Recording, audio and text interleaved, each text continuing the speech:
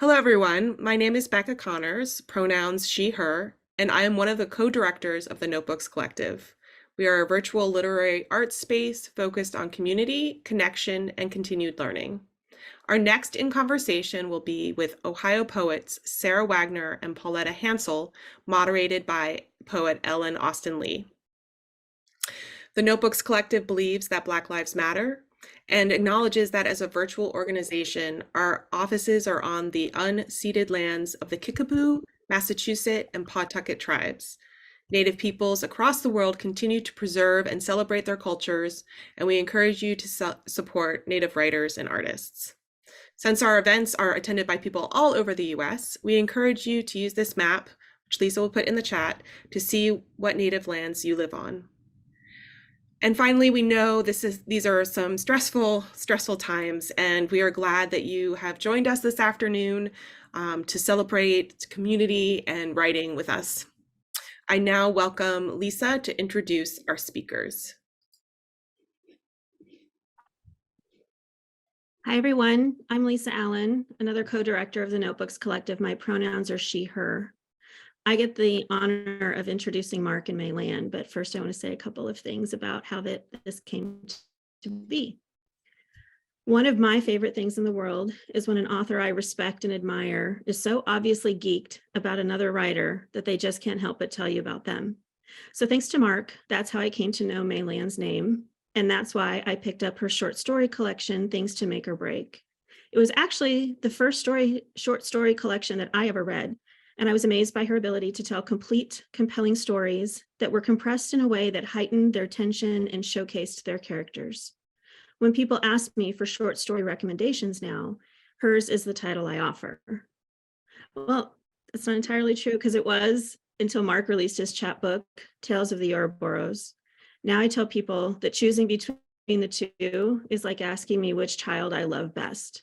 They're completely different books, but similar in their artistry and craft, and both indispensable if you are interested in form and language.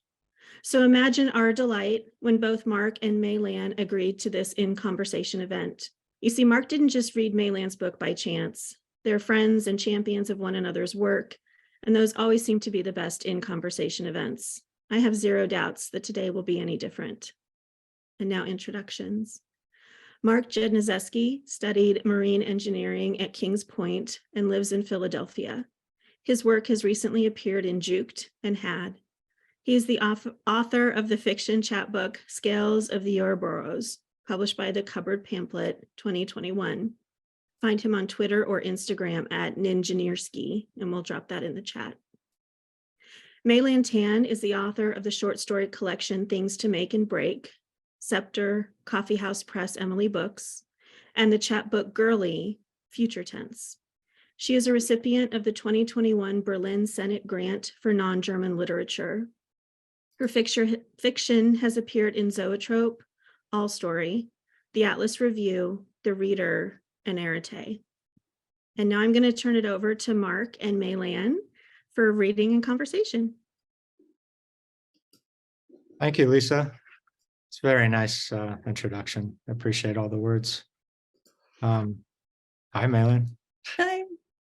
All right, so I'm going to start by reading about 6 minutes, 3 different pieces.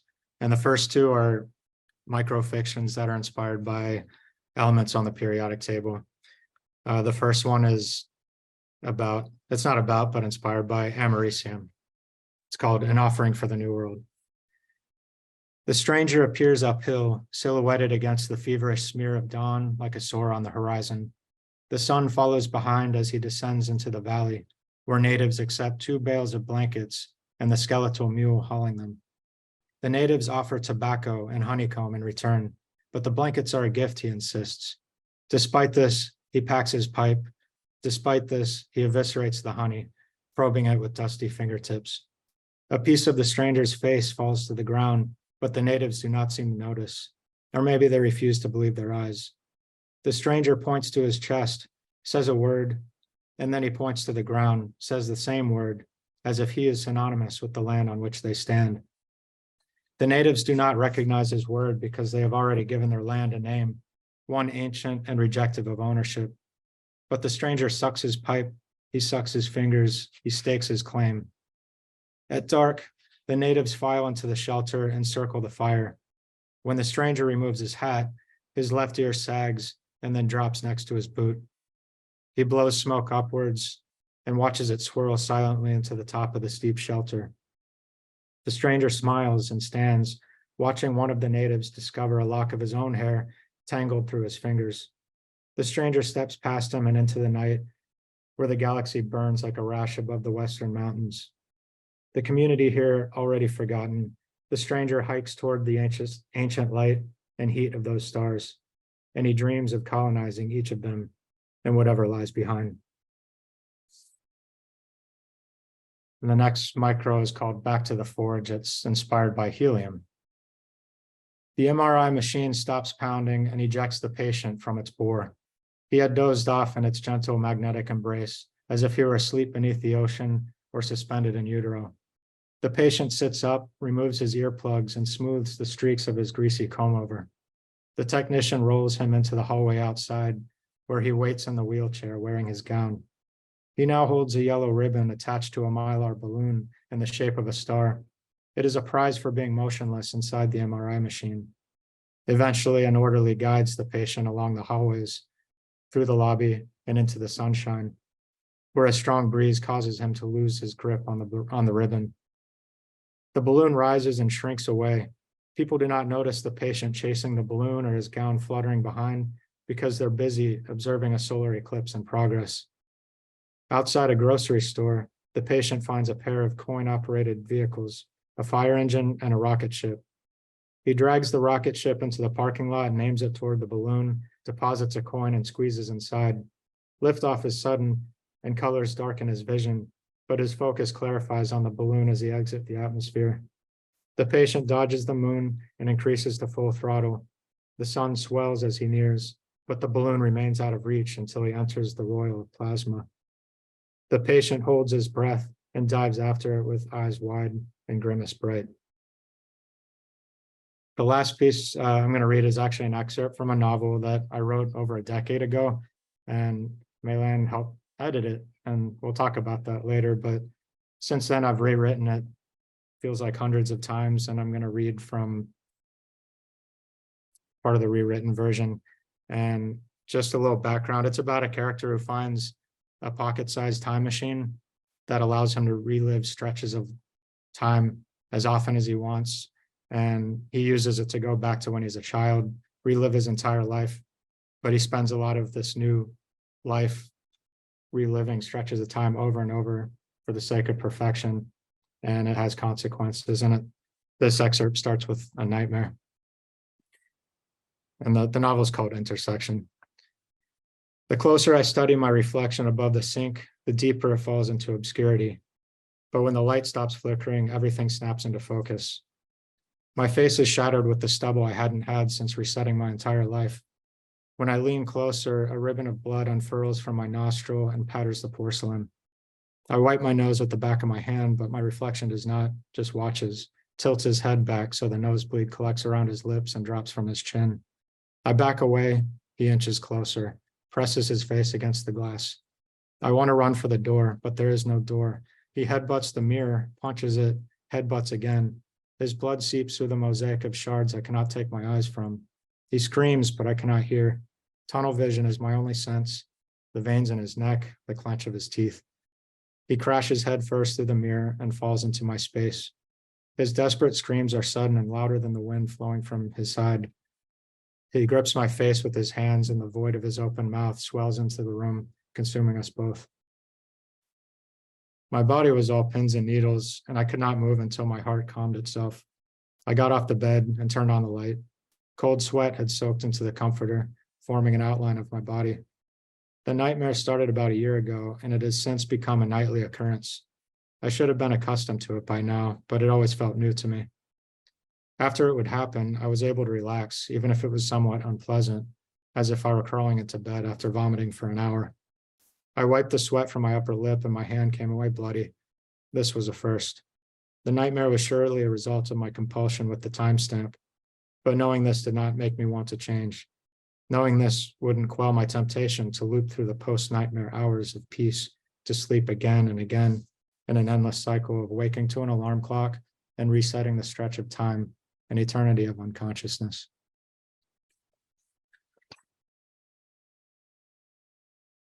Wow, that has changed a lot. I still remember this book so well, and I recognize some elements of it, but it's really changed a lot. I'd be very excited to read the rewrite.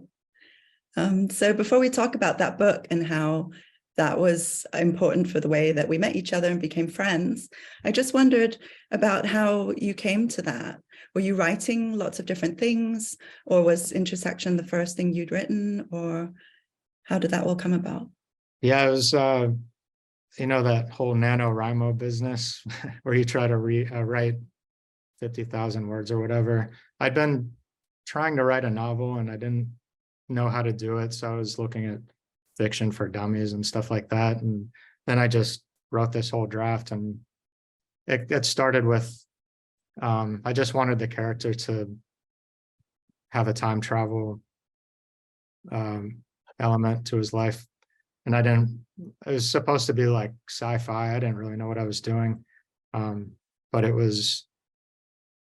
was the seed. And it just kind of went, I knew he wanted to relive. I just wanted to work through what would happen if somebody had that opportunity to go back and relive their life knowing what they knew now. You know, like people always say, if I could only go back and do it again. That was the kernel. Okay, and so you started with a novel. That was your first big, you didn't do other little things first. No, I wanted to write that novel. Yeah. Are you quite a nostalgic person, do you think? I do think a lot about the past, probably too much.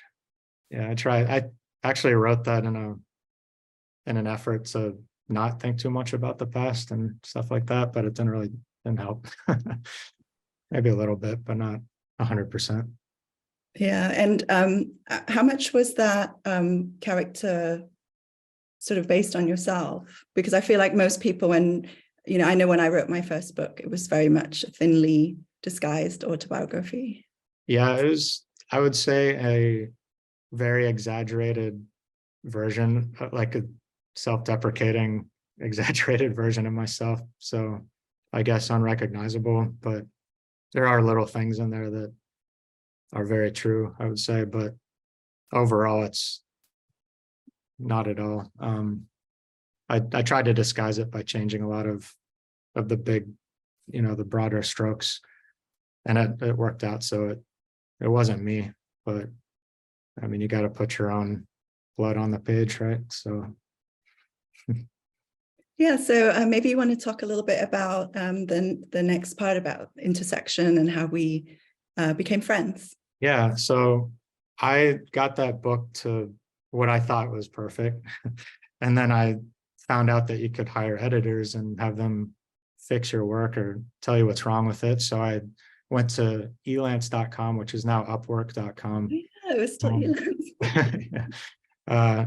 And I saw that you could hire fiction editors, and you just type in what the project is, and then a bunch of people will jump in and say, let me help.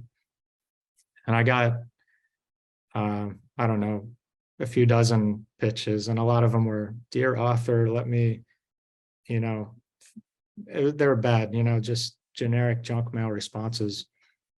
And there were a few in there, and yours was so thoughtful and well written. I didn't realize it was well written at the time, but there was something about it that stood out to me. And I ultimately decided to choose you to go through it, and I'm glad I did, because I learned so much. Yeah. Yeah.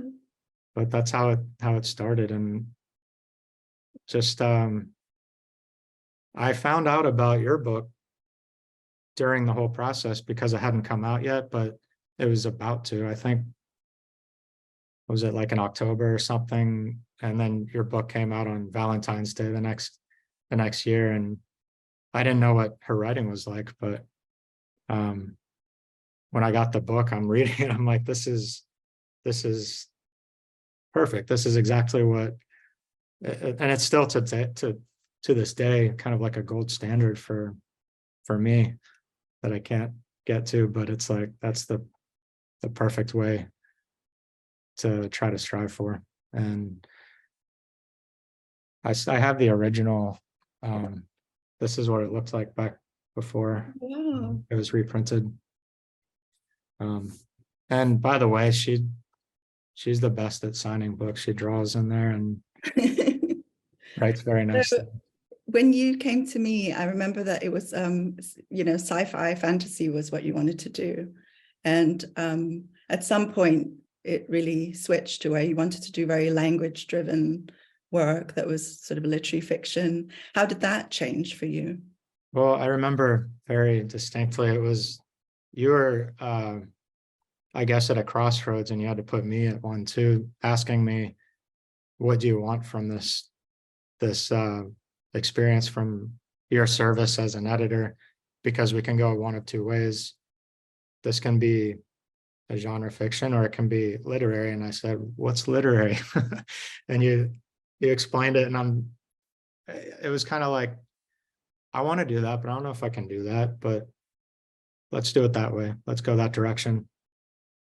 And I think that was like the most important decision I've made, because I probably would have burned out trying to, write a sci-fi novel or just something, going by all the books about how to write a thriller or how to write a mystery novel or something like that. I would have gotten bored with it, but there's something about this way of Your writing. book was a sentences book. I could tell that you were into sentences. So that was the reason I thought that you could go either way, and it just depended on what you wanted to do. And also at, Elance or wherever it was at the time, I feel like most people just wanted me to fix their book, but you wanted to be a writer. So it was really fun, because I would say, oh, why don't you read this? Or why don't you check this out? And then you'd come back like, oh, I did this, I did that, like it was homework or something. So it was just a lot of fun for me, because it meant that we could really talk about writing, and really, I could just see you grow a lot too, which was really fun. Yeah. No, it was a very rewarding experience for me. And I'm glad it was for you too. I didn't realize that. I thought you had all these pupils that were like eager to learn from you, and I was just one of them. But it's really cool how everything worked out. And yeah, I feel like you taught me how to teach writing a little bit. Like I still don't think I'm really a teacher, but yeah, I just really enjoyed the things that we could do together, and just kind of like knowing that if I said something to you, you were going to do it with your writing all the time, and it wouldn't, I wouldn't have to always keep doing that. And I kind of hoped that after we edited that book together, that you would edit yourself, and you have. So all the work that you've done after that, I've always seen it in print, first of all, which is kind of amazing. Yeah. Yeah, I really owe a lot. I mean, pretty much everything, because it all started with you. And it's I think I narrowed down the choices for who to choose to like 3 people. And I think one of them was someone who'd worked for an agency and edited thousands of novels and stuff. And I'm like, well, this is the person. And then there was another one that seemed like they were new, but might have understood what I was going for in the book. And then there was you, and there was like this X factor. I couldn't really figure out what it was about. I just had a good feeling about it. I just don't want to think about how things would have gone had I gone the other directions, because I wouldn't have. You told me to check out AWP, and then I met Meg Carney at AWP and did the Solstice program, and it's just that the way things have gone, the path, it's can't imagine it any other way, and I owe it all to you. The other thing is that I was always telling you that you should write about ships, Yeah. and your work. So maybe you could talk a little bit about that. And So it's funny because I think I wrote an email to you once about what it's like to be on a ship and how you're constantly changing the clocks and you can't catch up on sleep. And I called it ship lag, and you were like, "Oh, I love that. You should write a book about that." And it's kind of in the back of my head. So I mean, even that, it's like I got the motivation to maybe write something like that from you. But didn't everybody then tell you? Didn't you say that you didn't want to do it, and then every single Yeah. person you met was telling you to do it? Yeah, it seemed like when I was doing the MFA, every single mentor I had, each semester had a different one. And I would have these stories that had really nothing to do with maritime stuff. And then I would have a rough version of the book, you know, stories from that. They're like, you need to write more of this maritime stuff. And I'm like, well, I don't want to be the, you know, the maritime guy, you know, and I have to do this stuff when I'm working. I don't want to write about it if I have to think about it all the time. But every single mentor I had said, you need to write this. This is the topic. So I kind of like, I was the reluctant hero. And I'm just like, no, I don't, but fine, I'll do it. And it's, I guess, I don't want to get boxed into that sort of thing, but I guess I need to do it, write more stuff like that. So did yeah. you enjoy it, or was it like you were just writing about work, or I tried to make it about the people I met out there instead of about actually working. So that helped make it not as boring to me to write about the fellow mariners and people I've heard about. And like my dad, he worked out at sea too, and he had stories that inspired some of that stuff. But yeah, he's got so many crazy stories because he worked back in the 70s, you know, back when people did a lot worse things on ships than just you know, get drunk or something. I mean, it was really bad. But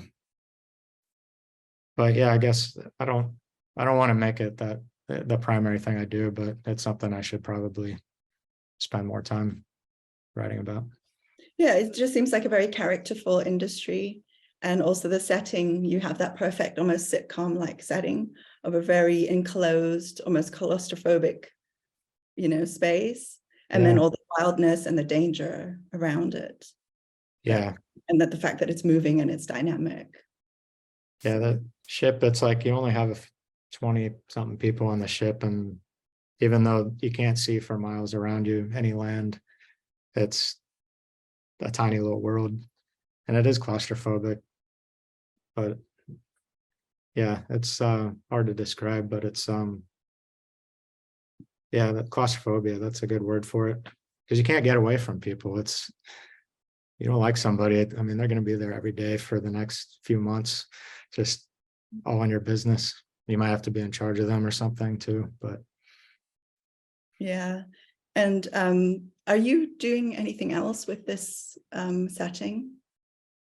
right now I'm working on a bigger version of the chapbook. Basically, it's kind of in the same in form, where one character to the next, but it's going to be a novel.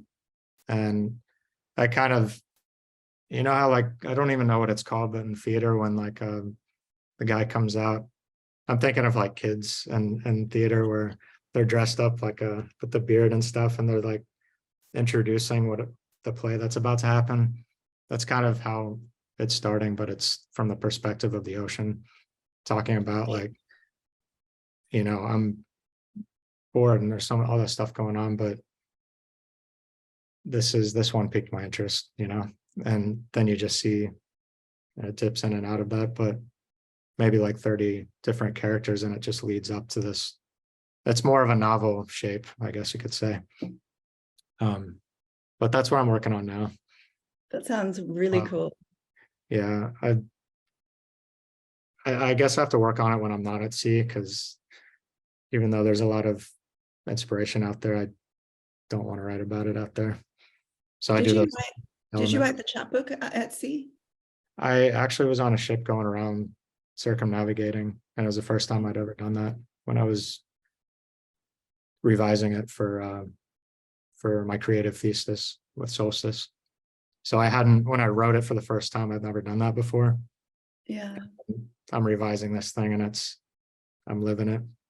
So my Sounds fourth really semester was interesting. at sea, trying to do this with Josh Neufeld, the comics guy.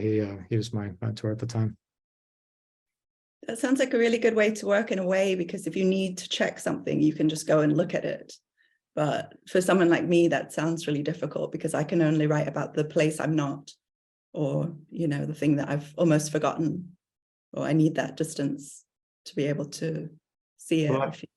A lot of your stories, though, I remember you were saying you tried to basically challenge the rules a bit, like don't write weddings. So you write one that opens with a wedding, or, you know, stuff like that. Yeah, I forgot what it was, but there's some literary magazine that has a list of all the kinds of stories they don't want. And it's like no weddings, no abortions, no like someone ringing a doorbell, all these. Yeah. And so I just tried to do each one of those stories. It's great. And I love that. I was talking to Jen, my wife Jen, earlier today about Gordon Lish, like your experience with him. And I mean, he blurbed your book, so he obviously liked you, but what was that like, sitting in a class with him up there? Really, yeah, very intense. But the main thing that I learned in that experience is that he said that when you're making decisions about your writing, you know how you'll do something and you'll switch it back and forth. And a big reason why I took the class was that I thought I'm spending a lot of time not knowing, do I obey grammar? Do I obey rhythm? You know, which side wins? And he kind of said the music wins. So that gave me a lot of confidence to be like, okay, it's just about what you hear. It's all the other things are secondary. Yeah, that's awesome. Yeah, so I just wondered about the things that drive you now when you're writing a story, because I feel like with the first book, it was about an idea. And then with, you know, the maritime stuff, it's like a setting. Yeah. So when you talk about like the periodic table and those kind of inspirations, how does that work? So with those, I'm trying to find inspiration from researching an element. Like I had a random number generator 1 through 118, and I hit generate and it says 2. I'm like, come on, really 2? Like you couldn't give me something. So it's helium. I'm like, all right, well, and I did read that one, but the second one I hit was 95. So that was americium. I was saying, okay, that's a little more interesting. So you read like the Wikipedia entry on that one, and there's these really interesting little factoids about each element that kind of give you ideas. Like every single detail in the story is related somehow to that element, either scientifically or how it was discovered. It's like I think the reason I want to make it so, the one with the stranger, so I don't know, dreadful, was because that one was named after the Americas. And when they were trying to isolate that element from another one that's like just beneath it or above it on the lanthanide and actinide, they couldn't do it very easily. And the scientists, they didn't have a name for the element yet. So they called one delirium and one pandemonium. And it just, then that like makes you have a pulse for the story. It's just some kind of emotion that you want to take. And I'm giving each of these pieces like some person without a name, just a stranger, the patient. I wrote one about potassium called Avogadro's Toast. That's Jen's idea for the title, by the way. That one's the chemist. And you know, I have the rock star, the street performer. I have all these other people. I kind of want to have little cliques of people, you know, like all the different scientists. And I want to have like the tech bro, the finance bro, you know, I need to know if there's any other bros out there, if people could help me on that. But yeah, it's reading that article and it's just something, some kind of emotion for the piece gets in my head, and it's just fun for me to pursue that. And all the details are, you know, like the MRI machine that has liquid helium in it, like the balloon obviously has helium, and the star-shaped balloon, they've discovered helium by looking at the sun and spectrography and all that. And helium exits the atmosphere, it doesn't stay in, so that's where it just exits the atmosphere. I mean, that's kind of like, it just takes me in unexpected places. And like with the novel, I outlined it, and that can be boring, you know, to follow an outline. So I'm trying the whole seat of my pants thing, and it's more fun to do it that way. It's kind of scary, I'm afraid, because I don't know what I'm going to write before I write it, but I think it's more to entertain myself. Yeah, I mean, it sounds like the perfect structure because it's kind of loose enough, but, you know, has a kind of structure to it. And it's something you can just be working on in the background. So do you just have it kind of going on while you're doing your novel? Yeah, I need the distraction of being able to, because I procrastinate, and I'll be like, I'll just work on this instead. I have like 5 different projects, and that's one of them that I just keep going to. So I'm not feeling the pressure of having to work on the thing that I should be working on in my head that I should be working on. So it's, And also there are little short pieces that you can complete, and you can have that feeling that you've done it. yeah, kind of. that's very satisfying for sure. Yeah. And do you have a kind of structure when you started that? Did you have parameters, or because you know I do a manifesto when I start something, and I have all the rules that I want to have. Do you let it kind of develop organically, or do you also have these set guidelines? Yeah, I've found that the restraints really help a lot. You know, even if it's little fun things like starting every sentence with the next letter in the alphabet, it just makes you write, and just stuff like that. But no, I made it so that it was 400 words, I think, and that's enough for me to really have ideas for compressing it and all that. So really, I want to hear more about your manifesto, but so then I'll take notes. But I don't know, I think it's the restraint, and then I say, okay, like the person who's in the like the chemist, the patient, I figure out what that's going to be. I figure out what they're going to be doing, or what their problem is, and what the setting is, and then that's usually enough to, and then all the details are related to the element. And like other examples of that are like the stranger, you know, like his ear falling off and stuff. That element destroys itself. The crystalline structure falls apart because its own radioactivity deteriorates it. So that's where that idea came from. The elements and smoke detectors, so blowing the smoke up, and I mean, like every single, the honeycomb, I mean, it has a hexagonal crystalline structure. So that's enough for me to not just have boring, the man walked down the hill and the man told the people, do what I say. I mean, it's all about the specific details. And that's probably the most eureka moment I had from reading your work, was that's the key, is specific detail. I mean, every single word is so vivid, and that's where the revision for me comes in, is just vivify everything. And that's what I learned the most from reading yours, is specific detail is important. It's interesting. Even if the story is, you know, you can make a big story with specific detail and it's still good. Not saying your stuff is boring though.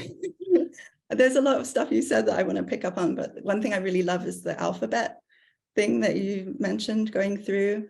And I think with things like that, it's nice because whether or not people pick it up, they know that there's something going on there. You can sense it when there's, little games going on, little conceptual stuff going on. But it's also a way to keep yourself entertained and to trick yourself into coming back and working or writing, so it's something for the reader, even if they're not aware of it. But it's also for yourself that you have all these other little structures. And I think that's what the manifesto is for me. it's not necessarily that someone will read the book and know that you've done that, but But they're you the know, rules that you've set for yourself I'm sorry. they're your rules for your process though. Yeah, right. So things like saying, I'm not going to do any like special effects in the writing unless they come from a mechanical reality. So if you're going to have like a movie effect, like soft focus, it will be because somebody's short-sighted and they've lost their glasses, or Underwater. yeah, Yeah. slow motion because you're swimming, or that kind of thing. So little things like that. And I think that when people read it, they sense that you're doing something. They don't have to necessarily engage with it or be conscious of it. So in that way, I think writing can be a bit like dreaming, the way that dreams have a logic and you know that, but you don't have to understand it, but you know there's a structure or a tension that's at work. Rules. Yeah. Yeah. Yeah. Yeah. So the manifesto is shifting, it changes for every story, then it's not like the And no, it's a big rules. it's a fixed manifesto for the whole collection, or almost anything I do, I will write a manifesto, you know, for it. It just makes it more fun to do the thing. Yeah, I like that. I want to ask about what you're working on now also. I want to ask you. If you're willing to share. The other thing I wanted to ask you about is your editing process, just because I used to be your editor and now you're editing yourself. How is that? How do you draft? How do you edit? Well, drafting is very painful for me. I have a very hard time writing new material, but once I have it written, and I think that comes back to having restraints to just produce words to work with, because I just need something to work with. Once I have, say I write a page, somehow I get the page down, and then I'll just start at the beginning. I keep reading it over and over again. And I keep tweaking it. And then maybe conceptual changes will pop in my head from doing that, but it's mostly about polishing the language until I can get it as succinct as possible. And for some reason, doing that gives me more ideas to continue with, or if it's just one piece, I mean, it might give me ideas to give the composition more, it's just more well-rounded or something like that. But if I'm writing something longer, when I keep reading something and polishing it, I'll think of the next thing to write. It's not like sitting there with a blank page and having to come up with something. It's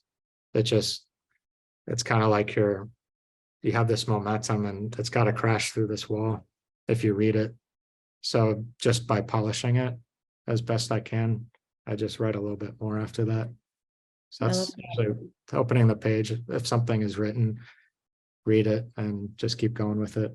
But yeah, I'd say revision is just like, it's kind of like, you know, when with tattoos, you know, it's like a bloody mess and then they wipe it and it hurts. And then they wipe it again, it's more clear what it is.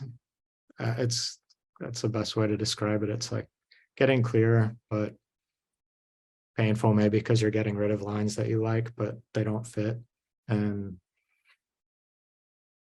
but it gets more clarity. And that word crystalline is like the word that's what I strive for, to make it that crystalline. Well, your writing is definitely crystalline, I would say. Thank you. But So you never write sort of a draft straight through and then fix it. You're just like working on it and then shaping it as you go along. yeah. Right? Yeah, that's how And usually there's like this, it's like a snowball effect. When I'm in it, it's like that's all I'm doing. And it's I have to finish it. So if I get close to, I feel like I'm getting close, then it's all just crashing down and it's going to be done soon. And I feel like that's how the chapbook, it took so long. I had index cards for like each one, and I'm like trying to figure out the order and what each one was going to be about. And then when things started to get more substance to them, then it all took shape. And then actually it was Sandra Schofield from my MFA program, Solstice. She told me, I sent her the work, and she said, she didn't really tell me what to do, like on a line level, but she said, you need to have an elegant narrator instead of each piece be, from the perspective of that character, and treat it like you're a jeweler and just really, take very close care to making it just right. And the other thing she said was, imagine that each of these pieces is a photograph, and what would that character be doing that photograph to show who that character is? So that's kind of things changed about what was happening in those stories. And then it just took this momentum where it went out of control until it was finished. And then I had to let it go. I was Wow, I afraid. love both of those pieces of advice. And I also can't stop thinking about the bloody tattoo thing. It's weird how when people describe writing in these kind of ways, it helps you write. It like shouldn't, but when someone says something like how it works and then you can see it, it helps you actually be able to do it. It's weird. I always think of myself as a kind of those like archaeologists with the brushes.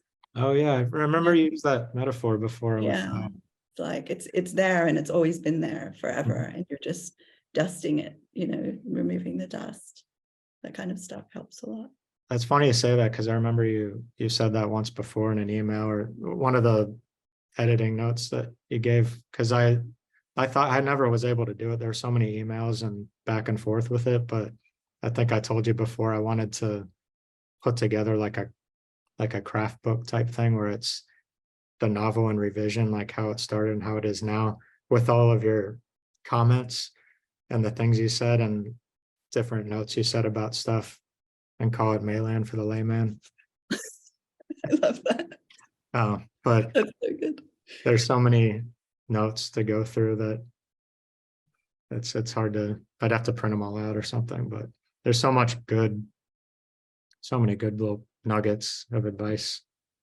That'd be so fun to see. I'd love to see that, but also even all the correspondence and stuff, because all the time we were always talking about the books that we were reading and all these other bits, and and that's always been a fun exchange with you and me to what are you reading and ask for your recommendations and stuff. Yeah, that's the fun thing as well about moving the friendship from, first it was like Upwork and the chat room, and then there was all the notes. And I just remember giving you all those notes and the track changes, and these just like so many comments and everything. Yeah. And then the first time we met in London when you visited, and then when I was in Philly, it was like being able to take that into a conversation and have that back and forth, and it being like in real time was so nice. That was great meeting you too, because we'd only, you were in London and I was in Philadelphia, and I was meeting a friend of mine who was going to school in the UK. So we said, me and Jen and I came together, and I said, why don't we meet up for coffee or something? And I don't know what it was. We both didn't know what to expect from it, but then that's why we're like, oh, just coffee, let's see how it is. And then we end up spending the whole day together, like the three of us, and eating all this food. And food's been such an important part of our friendship. Yeah, absolutely. I remember eating my way across Philadelphia with you, and it's still one of the eating best weekends we've ever had was that with you. She came to do her book tour when it was reprinted by Coffee House Press, and she stayed here, and we just ate as many different things as possible. And I remember that the one thing I said, what do you have a hankering for? Because we could do anything right now and you said, I don't know, I really want hash browns. I was like, we're going to Waffle House. We drove all the way to Delaware. Yeah, we drove to Delaware from here, I think, or Maryland to the Waffle House. I mean, it's not like we drove for 4 hours. It's only maybe 40 minutes away or an hour away. But yeah, we got those hash browns. Scattered, smothered, covered, chunked, and diced. Another highlight for me was the macaroni cheese place. Oh yeah, Macmart, still there too. And there's so many restaurants that have gone out of business, but that's one of the ones that stuck around. Yeah, that's Macmart, yeah. And That was outstanding. the other one I was nervous about, the very first place we went, Indonesian place, because you're very familiar with Indonesian food, and I wasn't sure if this place was going to be any good for you. We Yeah, loved I walked in and there were like two grandmas there, and I was like, okay. I mean, Yeah. the grandmas were like cooking, so I was like, it's gonna be good. and it was, you said you're so surprised by how authentic it was, so I felt like, oh, this is as good as we thought it'd be. So yeah, I was very pleased with that whole weekend. Yeah, you're the first Upwork client I ever met. And Oh really? real life, yeah. So Yeah. it's like, oh, they actually exist outside of my computer. So, yeah, so let's talk a little bit about the work that we're doing now. That might be fun. Yeah, let's drink water.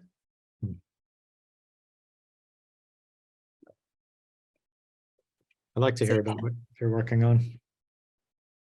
So I'm writing a couple of different things and have been for quite a while. I'm doing a short story collection that's set in space, something that I will read from later today, which is about a teenage psychopath on her summer vacation. And then I'm doing the obligatory sort of family history fiction novel. So those are the things. And I'm just like you, I move back and forth between different projects, and they kind of bounce off each other, or sometimes you just go to one to escape from another one, or you get ideas. Yeah, I can't wait for those. I've been, especially the psychopath one. I remember you telling us about that, and I know Jen really wants to read that, so I'm That's excited. actually the shortest one, but it's the one that I revised the most because I think I'd like it to get more and more just chopped up. And I always had that feeling that after you write the first book, that you could just write 10 more of the same book, which would also be fine. But I do have the sense of wanting to invent something else or just grow a lot before I would show something again. So Yeah. but at some point you do have to share, what you have. Yeah, I know you can't, you're kind of like me where you can't let the work go, because you're always working on it, and it can never be perfect. But I remember you said that when your book went to print the first time, that you're looking at it, you want to edit it still, but you can't, it's done. Yeah. But what is that? So even if you're reading or something, like I'll read through the story that's in the actual printed book, and I'll still be like editing it, Yeah, that's funny. What is your being an editor for many people and stuff? How do you approach your own work? Do you try to do the same methods, or do you have since you know your work so well, are you so attached to it that you have to do it a certain way, or do you use your methods that you would use on anybody else?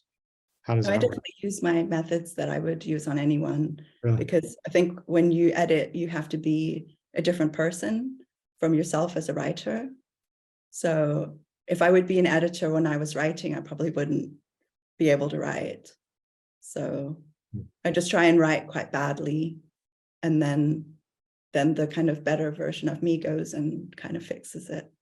So I think you have to be a little bit split personality when you're working. And also I rely a lot on forgetfulness, putting things in a drawer and then coming back to it. And a lot of times it's like the worse you think it is, and the more you think it's broken and it isn't working, the more that you'll come back and go, oh, this is, special. Or you'll see the potential in it. Yeah. So, You see and the the better you think it is when you're writing it, the more boring it kind of is, So it's also easier to cut a lot of excess from it than when you put it in a drawer. You visit it and you can delete entire paragraphs and not feel anything. Yeah, definitely. You don't want to do that when you just wrote it. Sorry, I didn't mean to cut you off. Oh, that's okay. I I think another thing is that I'm doing less editing now, and I'm doing more ghostwriting projects. And so that's better because it means I'm not in sort of hatchet mode so much of the time. And ghostwriting is always like a ventriloquist act where you're, imitating someone else's voice and helping them be the person they want to be. So that's really good practice for a writer. You should ghostwrite a book for a ventriloquist. Get real meta on it. Yeah, just gonna write that down. I like that, ventriloquism. That's an interesting way to put it though, because yeah, you really have to think like the person who wrote the book or what they would say and all that. Yeah, and does you that also come have to easily to you? choose. I'm sorry? Does it come easily to you or do you have to kind of get in a zone before you start? And Yeah, I think you have to choose the clients that have a voice that you're interested in, Okay. that have like a gift of gab or some kind of, a great story to tell, or just their language tics, are interesting to you. It's quite easy because it's easier to be someone else, right, than yourself if you're a writer. So yeah, I like the idea that I'm giving a voice rather than cutting off, cutting away what they're doing or something. that's really cool. How many projects do you have going on with that at any given time? In general, I try to work on one at a time, but sometimes it does overlap a little bit. Okay. Yeah. Otherwise, that is a lot of different hats. Yeah, it's like an actor trying to play two roles. I go to the other studio and play someone else. Yeah. Interesting. And because I really want to take on the person's book and I really care about the project. And while I'm doing it, it's like my whole world. So, yeah, it's not just a job in a way. So I think the most I've ever done is sort of like I'm finishing one and I'll start another one. So, but then when you do editing again, it's kind of fun too, because then it's like a game, Yeah. So, Yeah. Sounds like a lot of fun, but I don't think everyone could do it. It sounds like you really have to have a talent for it. So what other things are you working on at the moment? Because you said you're doing more than the novel and the periodical table. Yeah, the periodic table stuff and then the maritime novel. And actually there's a lot of nonfiction people in the room maybe, but I'm writing a memoir that's also maritime, but it's takes place, it's a 5-year period of my life. And it's a recovery memoir, I guess, but not, because it basically, to sum it up, I waited until I was exactly 21 years old to drink alcohol because I had some kind of, even as a very young kid, I told people that I would have a problem with it if I ever drank it. I don't know how I knew that, but like basically when I drink, I can't stop drinking. And it wasn't like all the time, but when I'd start, I wouldn't. So that a lot of that happened when I was working at sea. So there's a lot of crazy sea stories having to do with that. And then it's broken up by these offset texts of memories, just almost like a photograph in the middle of a narrative. It's just dropped in there that's relevant to what I'm saying. Instead of justifying my behavior or whatever, there's some scene that you're watching, like you're watching a film of me 5 years old, for example, at like the swimming lessons and everybody's taking their lollipop at the end, the dum-dums in the basket. I got my towel draped over my shoulders and my hand is hidden. I take like 5 of them and then I have 5, I eat them all at once. So it's like stuff like that'll be dropped in at the appropriate moment. And I'm just trying to write that 5 years chronologically and dropping in these pieces that may be from when I was 4 years old up to, right before I started doing it. So, and I felt like if I didn't drink when I was 21 on that day, if I waited after, then I was weak somehow. And if I did it before, then I was impatient. So there was like this narrow window I had to shoot for, and making the decision actually to walk through that narrow space of 21 years old, it was super difficult to go through with it because I'd been obsessed with it for years before it happened. So that's kind of what it's about. So it's like a retrospect before it even, it's what I'm trying to capture in that. So there's that. And then there's a sci-fi, I want to do like a literary sci-fi / fantasy. And everyone told me, you can't do that. You can't have, it doesn't work. And well, I'm going to do something like that. It's takes place in the future on another planet, you know, but everybody's using the technology is high, but the way they do things is old fashioned. And it's based on a group of friends I had when I was in college. And like each character is one of us, and it's just a novel. I don't know. It's something I've written so much of it, but I just don't see the shape of it. So when I'm bored, I'll go to that. It's just a matter of, I think, taking the time to complete it, figure it out, but I just keep going to other things. That sounds really good as well. But the way that you describe your memoir reminds me also about intersection and a lot of your writing, in that it's very cinematic. And I wonder, are you very influenced by film? You watch a lot of films, and yeah, I do. When you're writing, it's interesting you say that, because I try to like picture something I would want to watch on TV, a movie or a TV show or something. Like whatever I see in my head, I like it, and that's what I write, and I try to make it as exact as what I see in my head. So I try to see it as a movie before I write it down. That's kind of how, I don't know, I get confused easily, I guess, when I'll admit it, I read stories or whatever in literary magazines, and I don't know what is going on because it's just abstractly written in places, and I'm confused. So I try to write it like it's a vivid, like almost a saturated, like the vivid knob on the TV is turned all the way up. Like that's what's in my head. That's what I want it to be for the reader. So yeah, it's when I get stuck, I'm like, what would I like to see? Where would I like to see this go? Or how would I open this? And I try to think of some hook on a TV show, like how it opens, and just follow it. So yeah, cinematic is, thank you for saying that. That's how I try to write, but I just want people to understand what I'm writing, because I'm easily confused by what I'm reading sometimes. yeah.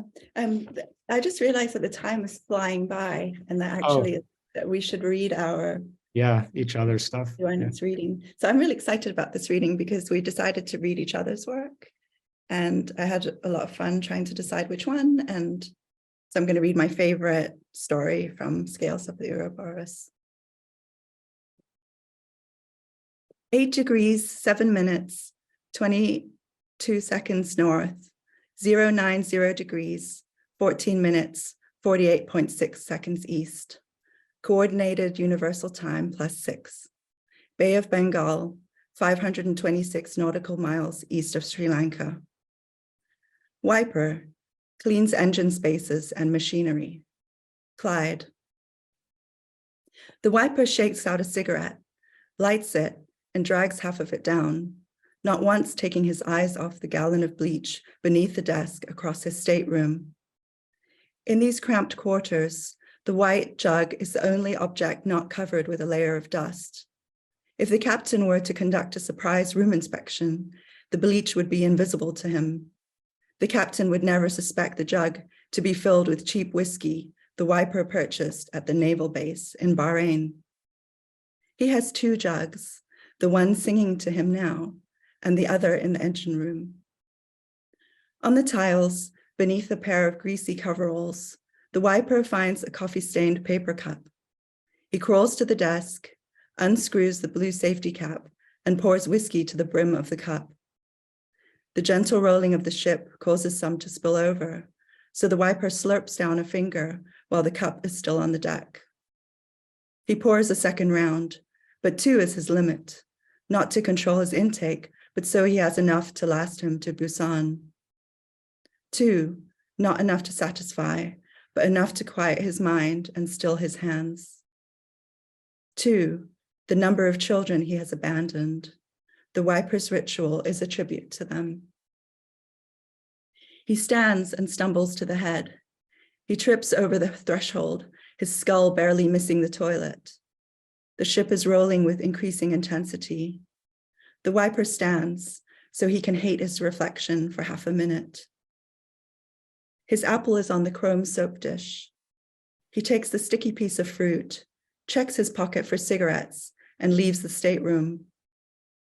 Outside, moonlight scatters across the rolling sea.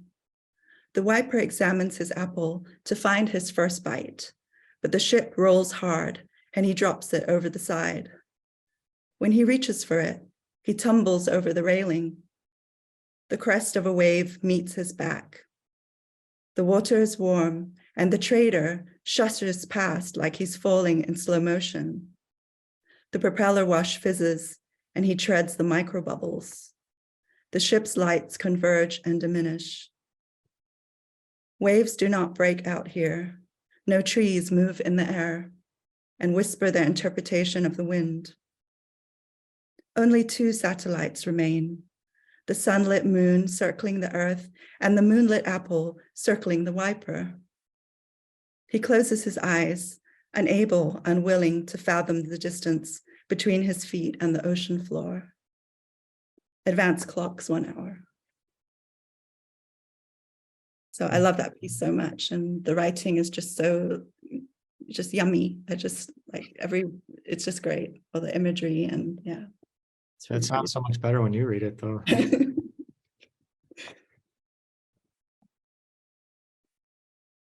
Okay, I'm going to read from her book, Things to Make and Break. It's a story called Julia K. And jumping in the middle of it, where 2 characters that live in a building, an apartment building, and the narrator is talking to Julia, the character that the story is named after, but she's inside of her apartment, which is the same layout as hers because it's above or below hers. All right, I'll just start reading. You mean she doesn't speak English? I shouted over the blare. She's taken a vow of silence, Julia said, plopping a roll mop on my plate. She had a vision when she was pregnant with me. My father says she was just dehydrated, but I believe it was something. You never heard her speak? She prays out loud. I was starting to get a pauper's headache from the scent of the oils. The TV blasted a detailed blood spatter analysis, and the pickled herring was gelatinous and hairy. I prodded the eggs with my fork. I looked at the wide, smooth bones of Julia's face, her lips that always looked bitten, unable to grasp how such a beautiful woman could be responsible for this revolting food. I glanced at her mother, who was sitting there like a monolith. I wondered whether the cloak was a cultural or a personal accoutrement. I couldn't place Julia's ethnicity. She could seem Brazilian, Jewish, Jamaican, or Irish as her mood shifted. She had been rather quiet since we entered the apartment. What do you do? I asked her. I'm a laser technician. I pictured beams of blue and violet light shooting from her fingertips. What does that mean exactly? I remove tattoos mostly, sometimes freckles, hair, and port wine stains. This didn't sound like it would pay well, and I wondered how she could afford to live in our building. I forced myself to take a bite of the eggs. They were lukewarm and slimy, and I tasted the grit of an eggshell. I put down my fork, trying not to gag. Julia took my plate to the kitchen and reappeared with a paring knife and a bowl of figs. Finally, something she couldn't destroy. I sliced one open and broke it apart. I'd never noticed before how fig flesh resembles putrid, maggoty meat. I dropped it on the table and pulled out my cigarettes. We have to go outside, Julia whispered. She doesn't know I smoke. I excused myself to go to the bathroom. I could hear a slapping sound behind the door. When I pushed it open, I saw a huge black fish splashing in the bath. Something about its rubberiness on top of everything else made me want to be sick. I flipped up the lid of the toilet, but I didn't want the fish to watch me throwing up, so I went into the hall and leaned my head against the wall. My stomach turned every time I heard the fish flop. I noticed that the door to the smaller bedroom was ajar. I could hear Julia banging around in the kitchen, so I nudged the door and went in. There was a desk, a chair, crammed bookshelves, and books stacked knee-deep on the floor. A ballet bar ran along the bottom of the window, and the desk was piled with sentences handwritten on strips of paper. Some were arranged on the desk like refrigerator poetry. I noticed the absence of a bed. I knew the apartment had only 2 bedrooms, but I resisted the notion that she slept next door with her mother. It just seemed too bizarre. I pictured her asleep on top of the books with snowy drifts of cut-out words forming a pillow in a duvet. I love that story. And it's so, the details are so bizarre that it makes the story that Julia tells the narrator believable when it shouldn't be, because that's even more bizarre. But because of the atmosphere you set with all these crazy details, it works. And I love that. And I remember you were talking about negative space during the Q&A with Annie Ishii at the Penn bookstore, and that kind of eureka moment for me. And I ended up writing my critical thesis about your stories and negative space, and I wanted to hear your thoughts about the negative space idea in terms of. So it's something, I feel like a lot of my writing methods come from art school, because I trained as a visual artist first. And so that's the manifesto thing as well. But when you draw, like one of the things we learned was that if you draw someone's head, instead of drawing like the shape of their hair, you draw the space around their hair, which sounds like it's the same thing, but it's not. You get a lot of it. It just comes out a lot more jaggedy when you think of it that way, and then it looks a lot more real. And so in writing, it's like nothing exists until you write it, and then it's there. And so when you first start writing, you always think about what you're putting into the frame. And I think a big thing is when you find out how to describe everything around it to show the reader what the thing is in that, you know, that you're not saying that is there. Mm-hmm. Yeah. And I think that story is a perfect example of that, because you're saying, I mean, not only is the layout the same and she's imagining a lot of the stuff going on, but it's all these details are just so out there, and it just, you know what the apartment looks like without describing every little detail. I mean, it's like a fish in the bathtub. I mean, that's all you really need to say to really put somebody in that room. I think it's great. Yeah, I think that also is one of those things we were talking about, having games and structures when you're writing, because that story is a fan fiction about Julia Kristeva, who was like some of the art theory that we learned at art school, and some of the concepts that I didn't really understand while we were at art school, and things like abjection and things like that, that it was only like 2 years after we left that I would wake up one morning and think, oh, okay, I think I understand that now. Right. And so that story was kind of about Julia Kristeva's, in one of her books, Powers of Horror, it says the speaking subject gives herself away. And the idea of somebody betraying themselves through their speech. In one way, it would be the lies that you tell that tell the truth about you, but you could take it a lot further about the way that Julia uses language in the story is just so unhinged and makes you want to listen to her even if you don't believe anything she's saying. Yeah, it's awesome. It's hard to pick a favorite in there, but I think that's my favorite story, and that's in that collection. So if you're, I know I love your drawing and stuff that you do that I see every once in a while, but how do you decide when you're inspired what art form to take an idea? You know, I mean, you have a lot of different outlets that you can go. So how do you know you're going to draw something versus write a story or something like that? I think it's like switching languages, maybe. And when I used to be at art school, I just had perfect control over that. You know, by the end of art school, when you're drawing 8 to 10 hours a day, by the end, you can create anything that you can, you know, visualize. And then I started writing and had absolutely no control over that. You can't really, in the beginning, control what you make, right? It just comes out, and it's a bit like unconscious in a way.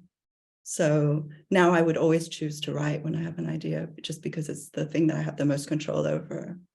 And so now if I am drawing or painting, I will just say, okay, I'm pulling out the iPad or I'm pulling out the paints, and then I'm just making what comes out.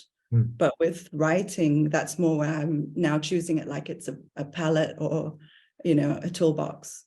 And that I will say, well, I'm writing this, and should it be, you know, a flash fiction, or should it be a novella, or what temperature will the story be? Who, you know, what kind of voice am I using, and that kind of thing. So there isn't really I'm not just going, oh, which of these mediums am I going to do? I think whatever you do, it's that 10,000 hour rule, right? There's the one thing that is the thing that you can do well. And then that's what I have to do. So it's kind of unfortunate that when you choose one thing, sometimes you lose the other thing. So, but then that also becomes like a playground. And so visual arts become fun in a way that it wasn't for a little while. Right. It's more free in a way. But it is good being able to apply the techniques, or, you know, translate some of those things into writing. I think that's really cool I really think that any discipline of art, you can find rules or techniques that would apply to stuff that you would never expect it to be applied to. And that's basically what the thesis was for, you know, my critical thesis was that you can do that even if it's visual art and writing. And actually, there's that book, Meander, Spiral, Explode, that's basically the same idea. And I wish that was out when I was writing that critical, because it's really good. Explores a lot of those ideas. But that's very interesting to hear how your mind works with that. Must be fun to be able to to draw, because I can't do it. My brother can, I can't. My mom, she's a painter, but I guess I just have the words to go with. But must be fun. Yeah, I really admire people who can just move seamlessly between the two things. But I always feel like when you are doing certain kinds of visual art, it's like words don't exist. And then when you're writing, you're kind of not allowed to have that picture element. No. At some point, I'd like to train up my drawing back up to the level where I could do graphic novel or something like that. I think we're getting to the time that we're getting mess out on yours. I'll do my reading. Yeah. So I'm going to read from the Psychopath work in progress, just a little section from kind of the middle. Inside the metal twist, the air is chilled and syrupy. I ride a steel elevator to a high floor, walk through a long bright tube, and step into a glass bulb. I float to the top and hang there, watching the streets crackle. The city is a blow-dryer dream about money. We live in the Foreverly, a cluster of buildings reflecting the sky. From here, it's ghost quartz, the swimming pool, a lit screen. My arms feel heavy, the buttons flash. People get on and off, and I rise and fall with them, my ears popping. I pretend to be the different kinds of human mysteries. I'm 20 years old in a club in St. Louis, dancing in front of a wind machine. I'm restaurant leftovers disguised as a foil swan. I'm farewell graffiti on a basketball court for someone who died or moved away. I'm a phone box in the desert. I'm 3 girls levitating another girl at a slumber party. I'm a crayon that writes on bathwater. I'm real antlers on a wall. I'm lone in the glass tube, and it doesn't move for a while. Lights appear in the harbor. The city convulses and keeps getting darker. When I get home, my sister's lying on her bed watching MTV. She's usually never here. I stand in her doorway. Her room's really messy. She's always hiding and losing her drugs in her room, so she doesn't let the maid come in here. Hey, she says, not looking at me. The color of her eyes keeps changing with the TV. I go to my room and sleep like a pearl earring someone's dropped in the grass. In the morning, my body is a wetsuit over my real body. It's the first day of summer vacation. Sunshine bleaches the TV screen. I'm sitting in the lounge of my father's office under the plant that looks like a lobster. The auto-pay for my pocket money didn't come through when it was supposed to. I could have phoned, but I'm hoping he'll take me to lunch. His receptionist, Bronte Wu, has a slicked back bob and sticky lip gloss. She sits at the dark glass desk with her cheek leaned against her wrist. I go to the snack room and get a chocolate slushie from the machine, but it comes out too frozen, so I eat it with a spoon. When I come back, the phone trills and Bronte answers it. Her Canto Aussie accent is silvery, like scissors snipping. When she tells me he'll be at least another 20 minutes, I get up and call the elevator. Outside, it's raining. In the daylight, the car lights reflect so shiny and colorful on the wet windshields and mirrored windows. There's something tragic about this street, I guess because all the shops sell only chandeliers. I start to go to the mall, but then I remember I hate the mall, so I head over to see Ina's lamb. She lives in a short, crumbly building next to the wet market. I press the intercom and she buzzes me in. She lives in the whole entire thing. The inside is all open and red, a diagram of the body. That's up there. That's awesome. Yep. I love so much about that. I don't know what your description is just amazing. The perfect. Really, I can't wait. That's awesome. Thanks. I can't wait. It's a fun one to write. It's just like being inside a kind of a kaleidoscope or something. Yeah. Yeah, it felt very like I was in a chemical reaction or something. The way you were describing a lot of stuff is very cool. And also, you know, that thing when you're writing novels and you have to like Google things or look at maps or do all that. There's no research. Yeah. It's kind of very fun. Yeah. That's the perks of writing sci-fi, right? Do you think that you will write poetry? Because I think that you're very interested in poetry. You like a lot of poets. You kind of are a poet. So I just wonder, what's your relationship with poems and poetry? Oh, I don't know how to write it at all, but I do like to read it. I had an idea for a collection of hockey poems. I like watching hockey. And I was trying to figure out the name of a collective noun for a group of toxic males. And it came to me as a conflagration. It's like a very destructive fire or something, right? So, and then I would have like my mom do a watercolor painting of, there's this hockey player that tried to intimidate someone else by licking his face, and there's a picture of him with his tongue just going up his nose, and the guy's got this grimace.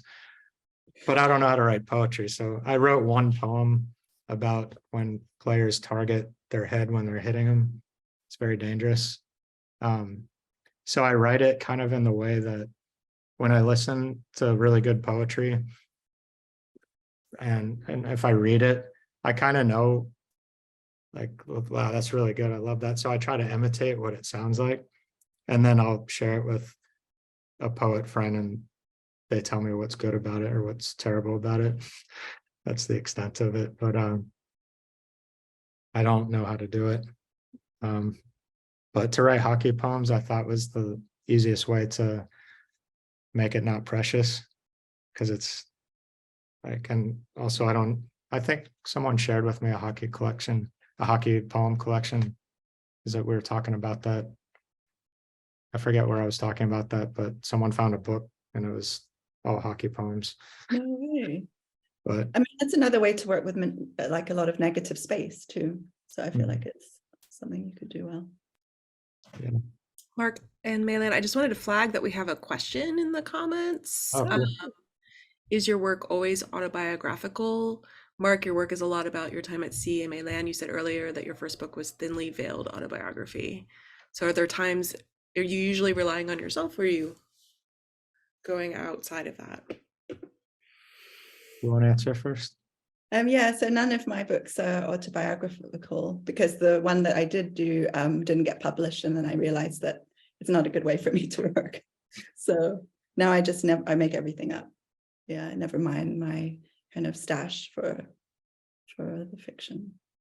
How about you, Mark? Yeah, I think like we were talking about the novel, that's the only way I knew how to write, was by using my own experience, and then through revision I was able to conceal it enough where just some of the broad strokes were similar to what I've done in my life. But now not at all. Like with these little micros, that's why they're so fun. I just think of some other person, I try to get in their head.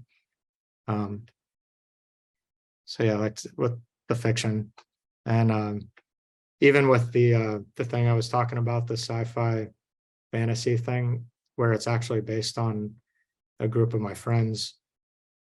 Part of what I was doing to make those characters was exaggerating certain things they hate about themselves or about myself, and like making it so ridiculous. Like it's not even the same person anymore, but it's almost like when they read it, it's making fun of them in a playful way. So I guess yeah, some of my stories, I was definitely the person in it, the protagonist, but it's too limited that way. I try not to, I don't do that anymore. But I think it's a good way to start, and a good way for a writer to write the first thing, because it's a bit like those animation things they do where they'll put markers on the points and then have the person walk around. Like it shows you where the points are, right, that make it real. And then after that, you can do whatever you want. Yeah. Yeah, it gives you something to work with at least. And I mean, I remember the first time you told me there was a guest reader at Smoke Long Quarterly, and you told me to write something for it, and just don't make it sci-fi, don't make it just write whatever feels real to you. And I think that was the first time I wrote something that wasn't trying to be, one of those kind of stories. And it was based on me. I found one of the stories in my chapbook is he finds a crab in the seawater strainer. And I didn't keep a crab, when I was a cadet, but I remember that was like one bright point in my time on a ship where I hated everything about what I was doing and where I was. I didn't want to do this for a living. And there's this little crab, crawling around here. And it was like it was one little bright spot. So yeah, that was where it started, trying to write something that wasn't science fiction or fantasy, So, but yeah, I think that's another door you opened for me, is off. They didn't accept it, but it was bad. that piece. Yeah. So we have a couple minutes. Yeah, are there any other questions? Have you made sundubu yet? No, I haven't made sundubu. Mark gave me his sundubu jjigae recipe, but it's very complicated. It's a Korean stew. It's really good when you get it made right, but it's impossible to find how they do it. So it's something You you have should to share your recipe in the show notes. Yeah, it's scrawled on a piece of paper. I'd have to find the email I sent. Yeah, I think unfortunately we are like almost out of time. And like I think we said earlier, it doesn't feel like it's been an hour and a half, but it really has. And yeah, I thank you. And I don't Well, I had We- so much fun. Thank you for doing this with me. And thanks for making this happen. well, thank you all so much for coming, and we really appreciate you being here, and enjoy the rest of your Sunday.